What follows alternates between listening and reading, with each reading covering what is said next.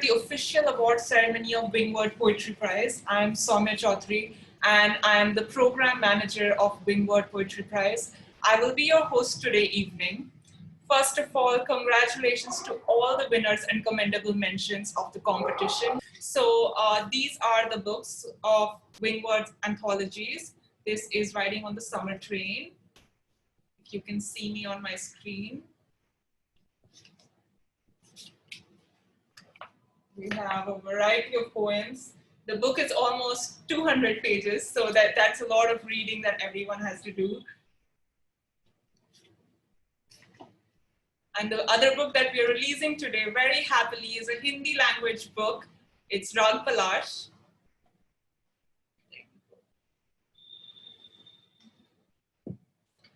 This book is 100 pages.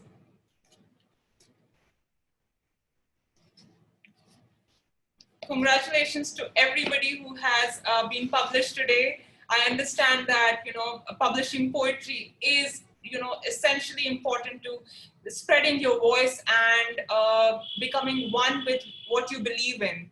Let's begin with today's session. So today's session is divided into different parts. I will briefly, let you know how we're going to move forward.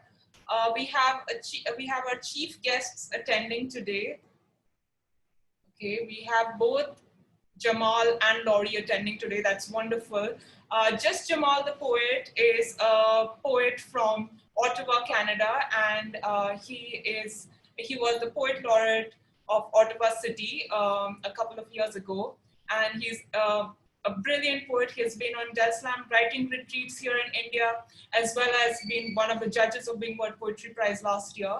We also have Laurie Ann Guerrero from San Antonio, Texas today as one of our chief guests, and she will be sharing some words of encouragement with you. She has also been a poet laureate in her city, San Antonio, as well as in the state of Texas. After the speech by the chief guests today, we will move on to a very brief guidance session with Vancouver Shullai, winner of Wingword Poetry Prize 2017. And Vancouver Shullai will be sharing 3 tips with you, 3 writing tips that helps him in his process. Towards the end of the session, we will have a poetry reading with 4 winners of the competition. They are Eshna Sharma from Lucknow, Cherime Sangma from Meghalaya, Anurima Mukherjee from West Bengal, and Karmishta Krishna from Pune. So let's begin, and I will be inviting our chief guest today, just Jamaal the poet, to deliver his speech and congratulate you first. Greetings, greetings, greetings. Good afternoon, good evening. Can you hear me? Yes, we can hear you. Can everybody else hear? Jamaal, please answer in the chat. Okay. Excellent, yes, I see. All right. Well, first of all, hello there to wherever you are tuning in from. Good afternoon, good evening, good morning. It's a wonderful opportunity to share in the excitement of the emerging published poets that have been included in the anthologies of Wingword Poetry. Keep writing, keep reciting. That's the first thing I want to tell you about a poet's role when you decide to engage with the art of poetic expression. Okay, you want to make sure that you are taking upon the task of using writing, and if you so choose, reciting as a practice of yours to continue that sacred, ritual of poetic expression. So while we're paying attention in unison to language, what we're also doing is becoming independent and giving ourselves agency. And this is what a writer does. A writer has poetic license to give themselves agency to be able to speak about those things, whether it be the yin or the yang, right? Any opposites or extremes or anywhere in between. So understand that your potential as a writer, your power is to be able to tap into that quantum, quantum energy and start to transform your life and the life around you. It's really, really important. So whether you're healing yourself, whether you're connecting with other people, whether you're published or not, what's really important is that you remember to keep writing and keep reciting, because the earth is going to continue to spin, right? You are going to continue to be on this planet. We have more effect than we actually think to ourselves. We have much more effect. Sure, we cannot change the gravitational pull and rotation of the earth, but we can change someone's perspective by bringing their attention to the words that we express and that we share, right? Poets, you are amazing. Thank you very much for continuing to progress in this writing journey. I really believe that you offer the world so much. If you see the world in language and words, continue to evoke that. Be kind to yourself in your writing process. I would say if you want to continue to find ways, keep engaging with Del Slam, keep engaging with other poets. This has bigger scope than you could imagine. It all started with a poem that I read at 9 years old, and now I find myself, you know, mastering my craft and diving deeper into my craft. So I encourage you and I urge you to continue to master your craft. You are so important and vital to this world. Thank you very much, Saumya, for having me, and congratulations to everybody. Thank you, Jamaal, for inspiring us. We are very grateful that you spent your morning with us and the community. If you have any comments for Jamaal, please leave it on the chat and make sure to address it to all panelists and attendees. Thank you once again, Jamaal. Take care. Much love. Peace.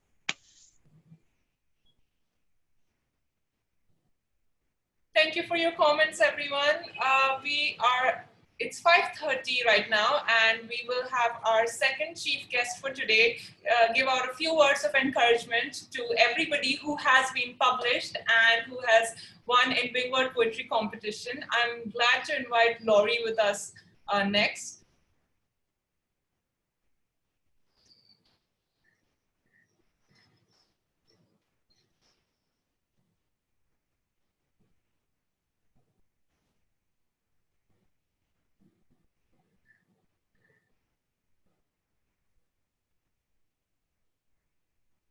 Hi, Laurie. How are you? Hello, how are you? I'm good. Laurie is, I'll just introduce you to the community. Laurie is a poet who has 4 published collections of poetry, and she lives in San Antonio City, which is in Texas, and she's a very brilliant poet. She has some TEDx talks that you should definitely look at on YouTube, and we are so glad to have you today with us, Laurie. Thank you. Hello, family, and thank you so much for inviting me. I'm very honored, and I'm grateful for the invitation to be witness to the good work that's being done in your part of the world. It really, truly is an honor to be with you in this, and I feel this morning it's 7 a.m. here, but I feel like the world is a little bit closer and a little bit softer because of this. So I'm very grateful. First, I want to congratulate the Poetry Prize winners and the commendable mentions. Keep working hard and keep growing. But what I want to say is to all of you, the winners and non-winners alike, having the bravery that it takes to reveal yourself on the page is one of the most important things we can do as writers. The willingness to be honest requires a kind of vulnerability that can and does render us fearful at times. But it's that same honesty and vulnerability that helps us understand who we are, what we think, and what we know for sure. And sometimes it helps us to know the things we don't know that we know. And this knowing makes room for empathy, the very thing we need more of, for ourselves and for each other and for the family next door and the family on the other side of the world. I want to encourage you all to keep speaking, keep thinking, keep writing, and remember that it's that willingness to be vulnerable that makes change. That's all I want to say. I'm again very grateful for allowing y'all allowing me to bear witness to your courageous work. And I'm grateful, and congratulations again to all of you. Thank you, Laurie, so much for being here so early in the morning with us. It's really inspiring to see somebody who has, been doing poetry professionally, especially for a lot of the emerging poets here. And I think the message that stands out is to embrace the weak and vulnerable parts of ourselves and to not be shy on paper. Thank you so much for sharing that message with us. Thank you. Thank you.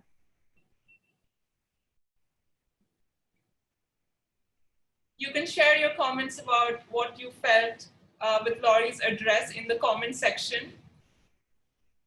Next up, we will be moving to receiving 3 writing tips from Vancouver Shullai, who was the winner of Wingword Poetry Prize 2017. Vancouver Shullai hails from Shillong in Meghalaya. He has finished his MA from Christ University in Bangalore. He has published a collection of poetry, How to Love a Broken Man, which has invited exceptional critique, positive critique on Amazon, and you can find it online there. I am going to promote Vancouver Shullai as a panelist now, and he will be sharing his writing process with you.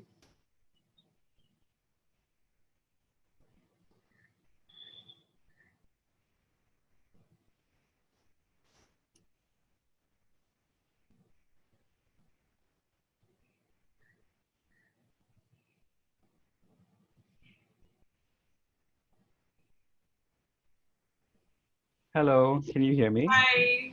Hi. How are you? I'm doing well, Saumya. How are you? I'm good. Please All go. right. Okay. Am I audible? Am I clear? Can someone just tell me? Yes. All right. So, okay, it's such a wonderful thing to be a part of this ceremony today. And first of all, congratulations to everyone who has achieved so much in the Wingword Poetry Prize. I know how you all exactly feel because I was there at some point of time. And I have so much to tell about that, but then that's for another conversation altogether. Saumya has invited me today, to everyone, I'm speaking to everyone right now. Saumya has invited me to talk about how my creative process goes. And before I give these writing tips, I don't really like calling them writing tips per se, but I'll just call them things that I keep in mind while I write. All right. Um, so the creative process, I have realized, my dear friends, is a very unique experience. I've interacted with many poets along the way, and whenever we share something about the way that we write, whenever we share about our creative process, I understand that all of us, even though we have so many similarities when it comes to poetry and when it comes to our love for poetry and when it comes to how we express poetry, the writing process is almost always very different and very unique. And that's always so beautiful to hear because, it's like how you would walk through life. You take different journeys through life. And when we all take the same route, it's going to be a little boring and the outcome is going to be the same. And that's going to be a very boring poetic world, wouldn't it be? Right. So that being said, I would like to share with you a few things that I keep in mind whenever I write, or as I keep in mind through my journey as a poet. So, as writers and artists, our inspiration comes from our experiences in the real world. And it's always the overwhelming emotions of, regret, of remorse, of pain, of happiness, and all those things that, overwhelm us. And these are very, very real emotions that come out of very real experiences in our lives. And when translated to poetry, should be translated in very real words. And what I mean by that, my dear friends, is that a poet should always write with sincerity and honesty. I say this because there are many young poets that reach out to me. I say young because I feel old already. I'm turning 25 in a few days. And whenever young poets around the age of 18, 19 reach out to me on Instagram or on social media and they send me their poetry, I come across a lot of poets who try to convey to the world that they're poets. So there's this need to get that validation from the world. And I understand that because I've been through that phase in my life where I need the world to tell me, hey, you're a good poet. Hey, you know such good words. You really know how to write poetry. I needed that every time I wrote something, I needed to put it up on Instagram so that people will tell me. So what I'm trying to say is I want you to break away from that. I want you to move away from that need to be validated. So instead of asking the world to tell you, hey, you're a good poet, hey, I know that you know big words. Instead of asking for that, I want you to, immerse yourself in that sincerity and that honesty. And all these things are very understandable because as young poets, we do seek for that validation. But sometimes when we allow this validation, when we allow people's comments and people's, what do we say, opinions, what do I say, people's opinions take over our poetic process, the poetry that we produce becomes sort of pretentious. I don't want to use that word, but that's almost accurate at this moment. So the need to sound clever is always there. It's always, um, I want to be the best poet. I want to tell my audience that I know big words.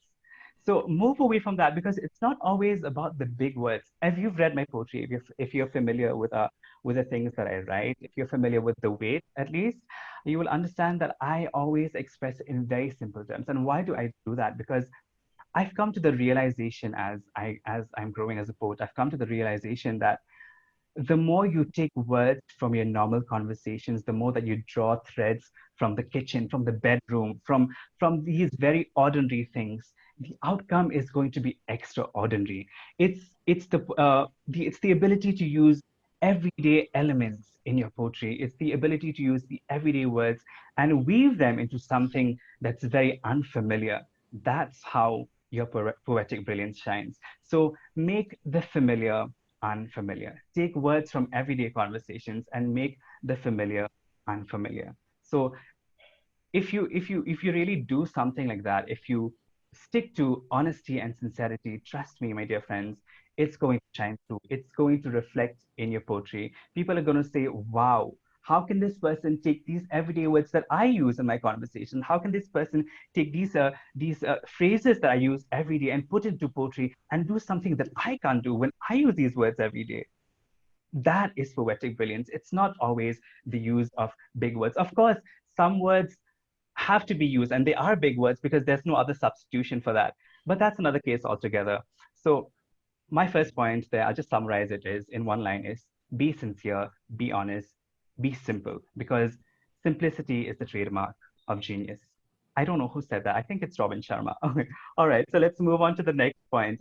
I understand that a lot of you young writers have Instagram pages, and that is amazing, because I understand Instagram is one way to put your poetry out into the world, to make the world acquainted with what you do as an artist. And that's an amazing thing. But remember that if you have an Instagram page, don't tailor your poetry according to the whims and fancies of your audience. All right, because that's so restrictive. Because I have been there, and I had an Instagram page at some point, but after that I just moved on to posting selfies, because I feel like I was so restricted. I felt like I had to do things for the happiness of my audience.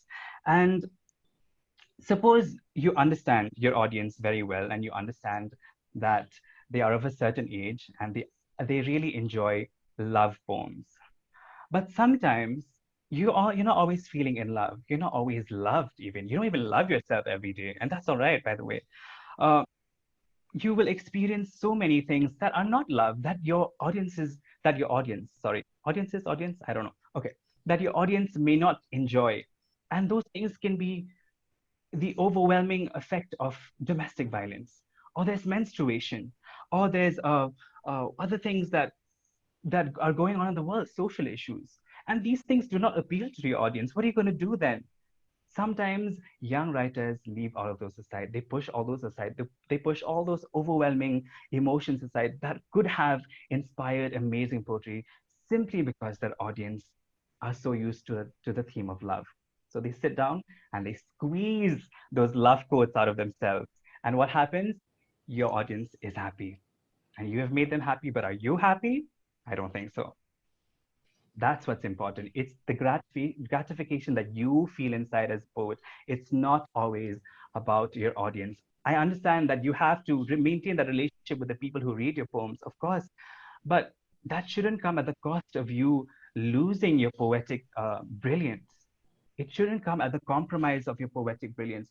You should write down poetry because it inspires you, because it makes your heart happy, not because it makes others' hearts happy.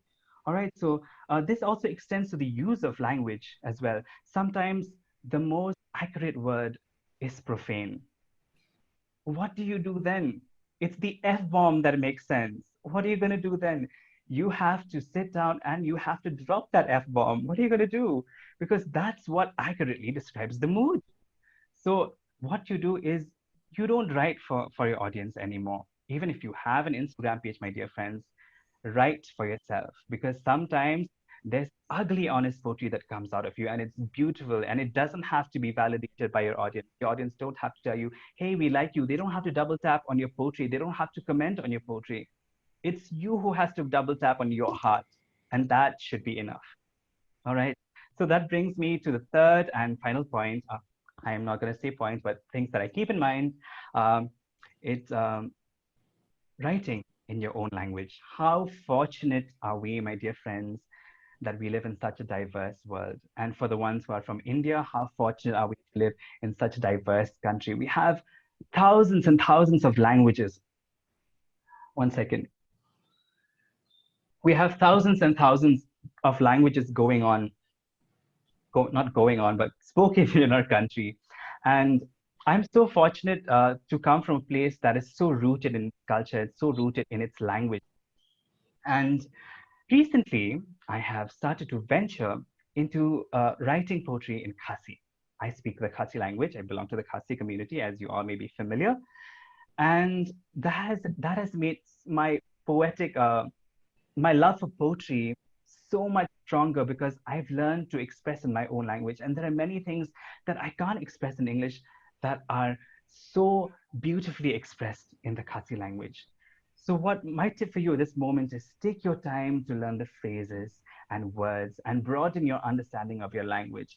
I have I want to show you something. I have a book with me. It's called Floodgate, translated to Kakardob. It's by Shillong's or Meghalaya's acclaimed politician slash poet slash artist, Paul Lingdor. He's so amazing. He sent this book to me. It's from 1994. He only had about a few copies with him. He sent this book to me yesterday. I'm so glad to receive this. I've been reading this book the entire day, just trying to get inspiration for this time that I'm going to share with you. I'm going to spend with you today. And the most amazing thing that he does is he writes the same poem in two languages, the English language and the Khasi language. He says here, "The roses you gifted," that is the title of the English poem.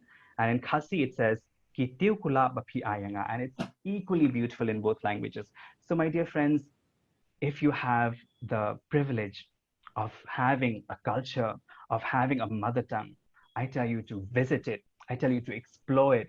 I'm asking you to dive into it more before you dive into the to the English language. Of course, English is so beautiful in its way, in its own way, in its own right. But then, how beautiful, how even more beautiful is it to dive into your culture and express? And the most beautiful thing is about writing in your own language is when people ask, what does this mean? You get to sit down with them and you get to explain to them, or you get to decipher the poem for them. Some poets may not enjoy deciphering their poem to other people, but sometimes when it's in your own language, you want to tell them the story, you want to tell them the experience, and it's double the pleasure because they get to read the poem, but they also get to hear you tell your experience about the poem because it's in your language, it's in your culture. So that is all from my side. I don't think I have any more things to say. And remember that what works for me will not work for you, and what works for you may not work for me. So always take advice, a poetic advice from poets with a pinch of salt, because there's no professional poet out there. I believe there's no poet who knows it better than another poet. This poetic experience is so unique, my dear friends. You are just as great as any other poet in the world. So remember that and keep writing. Thank you. Thank you, Vancouver. Take care. Thank Bye. you, Saumya. We are going to move on to the last section of today's award ceremony, which is a poetry reading by some of the winners of a Wingword Poetry Prize 2019. First up, I'm going to invite Eshna Sharma, who is the winner of Wingword Poetry Competition. I believe she is pretty young. She's still a teenager. I will be inviting her now to read out the winning poem. I'm Eshna. I'm 18. I'm from Lucknow. And I've been writing for quite a while now. Winning the Wingword Poetry Prize was quite the surprise for me. It was honestly a dream come true. I had never imagined I would get a platform like this. So I'd really like to thank the people at Delhi Poetry Slam for giving me this platform. And I'm really glad to be here with all of you today to appreciate the art of poetry. So without much further ado, I'll read out my poem. This is called Dinner Table Conversations.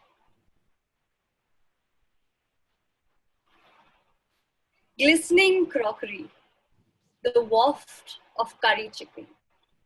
The radio begins to play. We sit down for dinner. Ma passes round rotis. We make mundane conversation. How is work? Do you know Buaji is visiting us next week? We smile and laugh. Ma fusses over Papa's plate. Why do you eat so less? She bemoans. Ma, why don't you ask him why he drinks more alcohol than water? Ma heaps a ladleful of fragrant rice on my plate. We talk about the weather, about the upcoming elections, about Donald Trump and the new maid. She puts too much oil in the food, no? But we don't talk about why Ma is always running out of painkillers, though she stocks the medicine cabinet every 2 weeks. We don't talk about the scars on my sister's wrists, too precise to be called an accident. We don't talk about why my cousin divorced her husband last month. But we do talk about the supermoon, the 50% off at the local mall, and the Modi government's policies. For dessert, we have rice kheer, peppered with cardamom and raisins.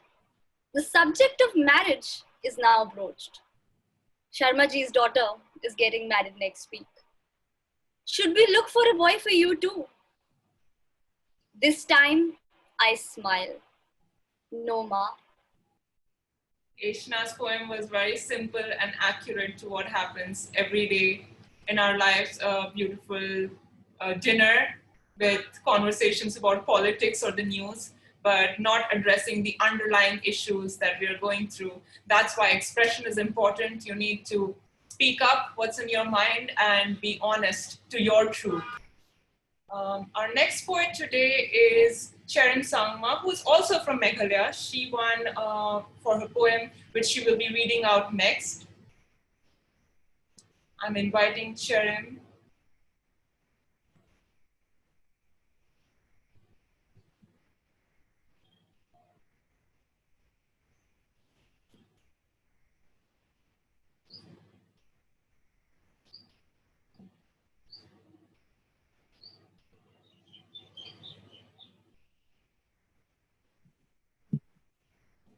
Hello, how are you? Hi, I'm good. How are you? Am I audible? Yes, you're audible. Hi. Hi everyone. I am Cherime Sangma and I'm from Garo Hills, Meghalaya. And I would like to thank the organizers for this privileged opportunity to share my poem with such distinguished poets and the community of writers who are present as the audience here. My poem was selected in the top 30 category for the Wingword competition 2019, and the poem was written for my mother, and the title is My Mother's Memories. So I'll just recite the poem. My mother's magnificent memories of yonder years builds bridges to a past I'll never see. Songs of Samsung, of mermaids and Machadu. On her raft, searching for fishes and bamboo shoot, she sang the river's song, dreaming of what could be. Songs of the earth, songs our forefathers sang before us, songs of elephants and tigers and bears filled the air. How she met a man, fell in love, and left her maternal home when her father's traditions demanded otherwise. Vibrant and alive, flickers of past rippled in her eyes as flame of the forest in midst of green-soaked forests, of thatched roofs that leaked in the monsoon, An empty rongduk for empty bellies in harsh seasons, and just a blanket to warm their hearts. Hills of her memory held different meaning then, and now decay and death set in the land. No traces of glory in barren hilltops or fallen trees, no songs for dying rivers or withering flowers. If only her girlhood could be safe, but she has to stand and share in its shattering, her visions diminishing in slow flashes and sad array. Thank you. Thank you so much for giving me this opportunity. Thank you, Cherime. Next up, we will have with us Anurima Mukherjee from Asansol, West Bengal. Anurima is the winner of the Junior Poetry Prize, and she will be sharing her poem with us next.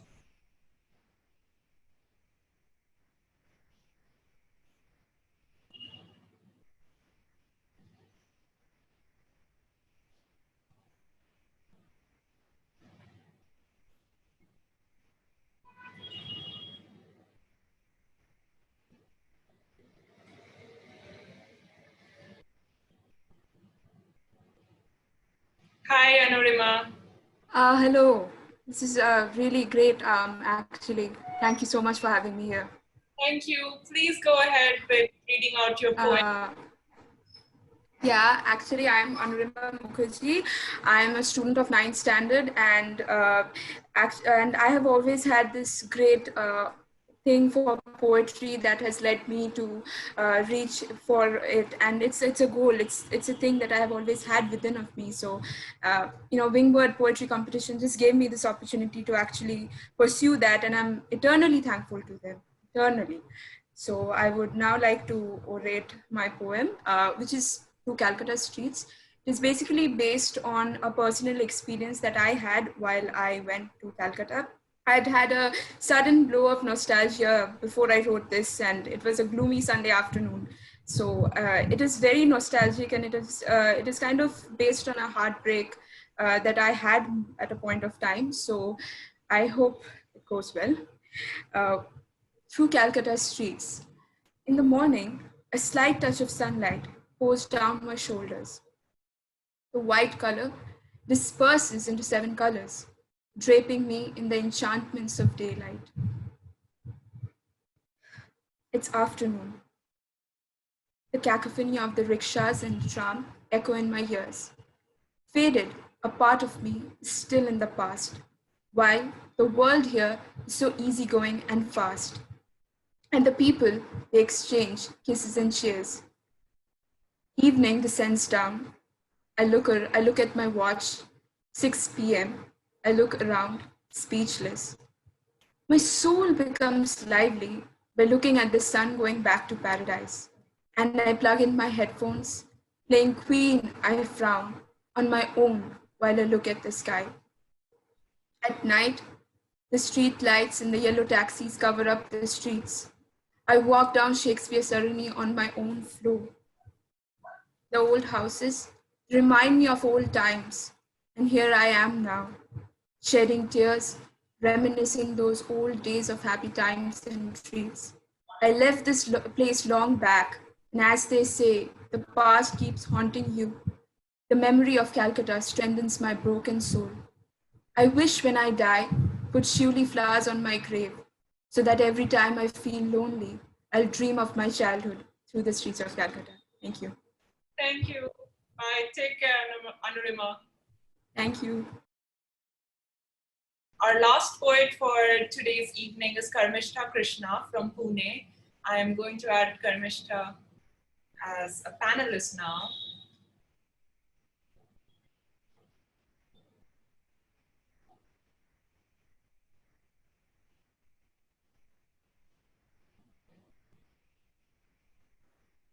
Hello, Karmishta. How are you? Hi, I'm great. Thank you for having me. How are you? I'm good. Please go ahead with your poem. Hi, everybody. I'm so glad to be here, and I'm super excited to read both the books, not only Riding on the Summer Train, but also Raag Palash. And congratulations to everybody. Okay. I'm happy to be reciting my poem here, which is called Bridges of Separation, and it is a poem to my Dadi. So I'll just get right into it. Dear Dadi, this is the truest apology. For all the times I've heard your stories, but not listened, while your wrinkled eyes wrinkled even more, and your tattered lips spoke words out of sheer abandonment, about how your family took pride in its nobility, about how the partition of 1947 snatched it all, like wet clothes being squeezed, like soft cotton being shredded. I'm sorry, I did not listen, while your wrinkled eyes watered and your mellowed lips spoke words out of sheer nostalgia, about the gratefulness for one chapati a day in flooded refugee camps, about the warmth of falling into your mother's arms after months of living among strangers. I'm sorry, I did not listen, while your misty eyes gleamed and your reverted lips spoke words out of sheer strength about how new homes were built, more emotionally than physically, more mindsets than bricks, more hopes than resources. The naive me apologizes for blabbering. Wow, Dadi, after partition ke hero nikle. I saw your tired eyes sigh and your tattered lips speak. वो बहादुरी नहीं, मजबूरी थी बेटा. Bob Marley once said, you never know how strong you are until being strong is your only choice. I'm truly sorry that your self-dependence emerged from involuntary loneliness, that your independence was left behind in a house that even Google Earth can't spot anymore, that channels of freedom in your heart still echo, I am temporary. I'm sorry I judged you during an India-Pakistan cricket match. While your overwhelmed eyes raged and your infuriated lips pressed against each other, the rebellious teen in me poured out speeches of world peace and acceptance targeted towards the apparent intolerance, subconsciously drowning the tragedies of separation, separation of families, friends, and professions, separation of not just a country, but a homeland. I'm sorry I argued about life being tougher now, but schools of thought being better now. How did you silently let the permanent estrangement from your loved ones lose to irrational immaturity? While I fought for my generational ego, I forgot to fight for sensitivity. I forgot to fight for the million martyrs of humanity who were denied the right to simply exist. I'm ashamed that you gradually stopped telling me your stories because I heard but barely listened. I'm guilty that memories in your mind making your forehead furrow so valid as for minds like mine. I'm afraid that though your strength inspires me, I might never be bold enough to show you this apology letter. But I've told the world who my hero is. And someday, I hope I gather the courage to tell you. Yours always, your beloved granddaughter. Thank you so much for having me. That was beautiful. You can leave your comments for that poem in the comments section. Thank you, everyone. We are so glad that you have participated in Wingword Poetry Prize's award ceremony.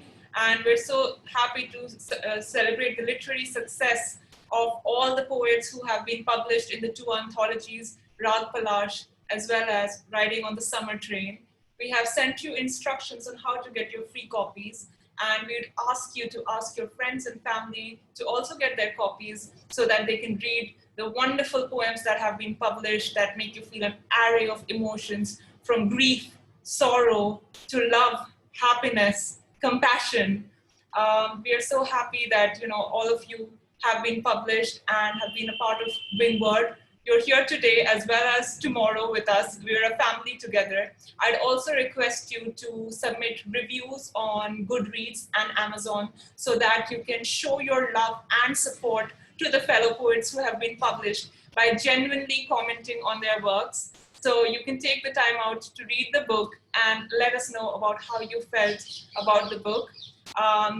Please feel free to send me feedback about how you enjoyed today's webinar, the award ceremony. You can tag us on Instagram. We have a page by the handle @Wingword. I have just left it on the chat here with your comments and how the webinar connected with you today. I really look forward to staying in touch with you, and I wish you all the best as you keep on pursuing your dreams. Thank you so much.